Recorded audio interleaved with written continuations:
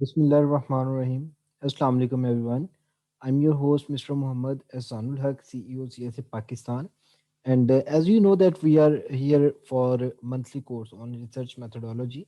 And our today's topic will be about synopsis write-up.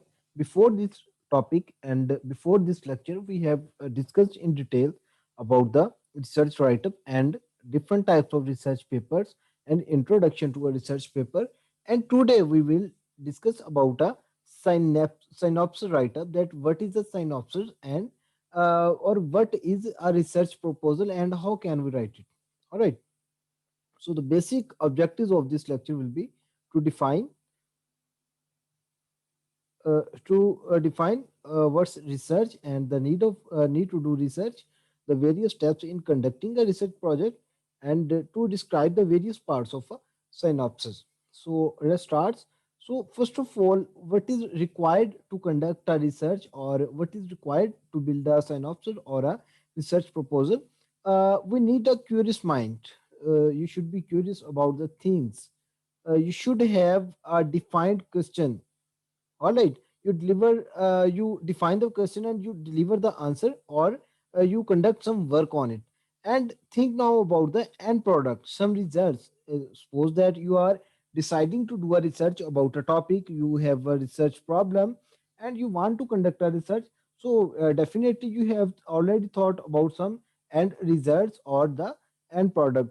So here some literature research or literature review or some data from the previous research will help you. All right, so here we will discuss about the some advantages of doing research. We have already discussed in the previous lectures. So here we will discuss again that what is the advantages of doing research. First of all, acquire or add knowledge to attain some professional goals, able to do independent work, acquire experience to make publication, and help from policies.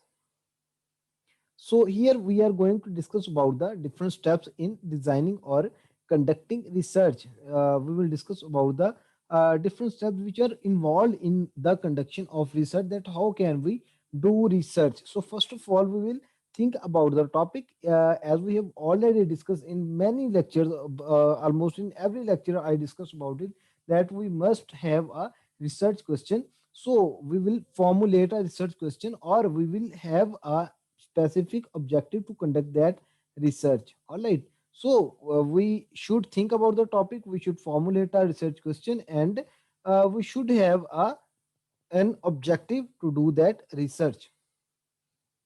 So now we will match our research design to research objectives. In the previous lectures, we have discussed in detail about the different research study designs. So here we will manage, or we will match our research design to our research objectives, or we will match it to our research question. All right.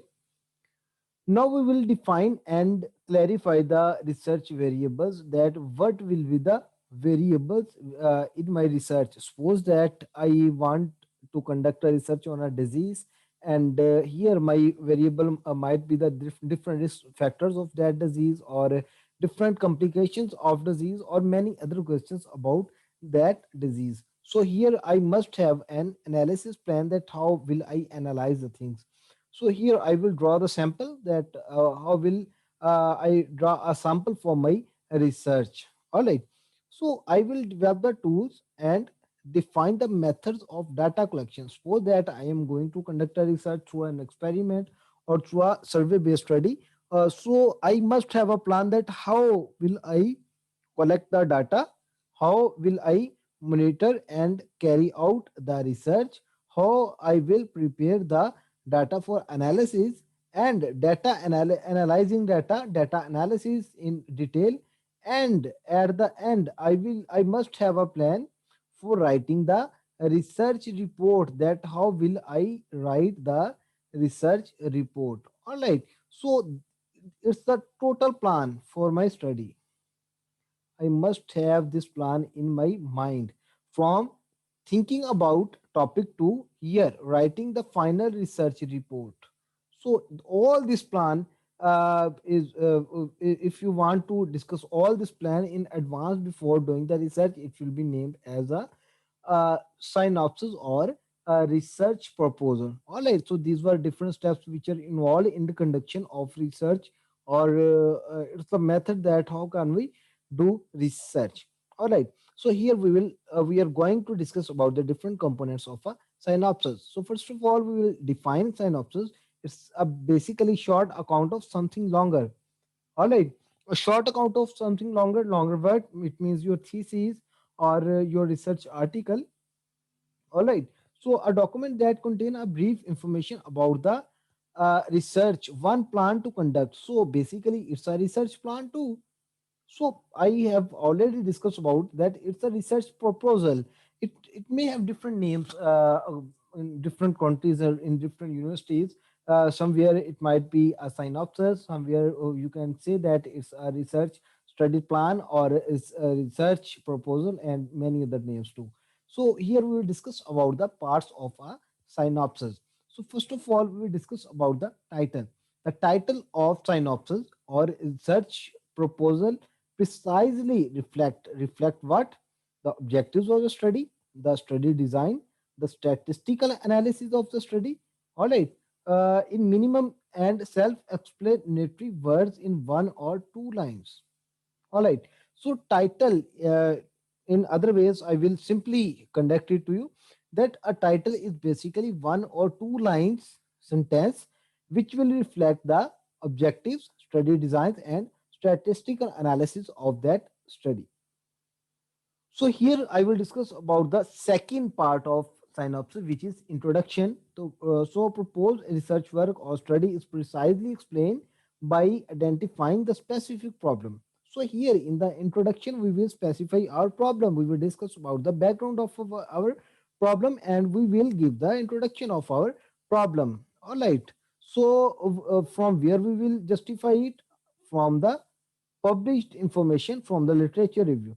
And here in the introduction, we will also discuss the rationale of the study that needs to be given at the end of introduction. At the end of introduction, you may write there the objectives of study or rationale of the study. So the objective and rationale are the underlying reasons that why are you conducting this research, the need of project, the need of research. All right, so these lines are named as the rationale of study. So here at number 3, we will discuss about the literature review. Literature review basically give you the backbone of the study, the knowledge about the study. It will give you about the research gap. It will give you about the basics of that research, and you may the public work of at least last 5 years. According to some universities will say that you must include the papers of last 3 years, or some universities may give relaxation about the previous 10 years or more. All right, so it's the major part where the greatest danger of plagiarism lies. All right. So it's a major part where the plagiarism may tease you. All right. So at number 4, the objectives of study. The objective of proposed research work should be given in clear and measurable words. So your objectives must be clear and measurable. All right. So operational definition, there are different terminologies which are need to be defined in your research. So it should follow the objectives and explaining the words that need to be studied in as stated in the objectives. So in objective you have given some words, so that should be explained. All right, suppose that here we are I am giving you an example, that role of antihypertensives. So evaluation, validity, etc. So these are the terminology which need to be defined. So these are named as the operation definitions. So here at number 5, the material and methods. Material and methods are the those portion which reflects your methodology or your research study designs, your method to do research. All right. So your study design, your place of study, your duration of study, that in how much time you will conduct which portion of your study, and then sample size, sampling technique, and the selection of study. Suppose that if you are conducting a medical research or anything else, So study patients and inclusion and exclusion criteria of your research. All these things are mentioned here in the material and methods portions. All right. And in number 6, the data collection procedure. So in the synopsis, you will clearly define that how will you collect your data. You have already defined your sample size or your sample, your inclusion and exclusion criteria of your sample, or in the materials and methodology portion.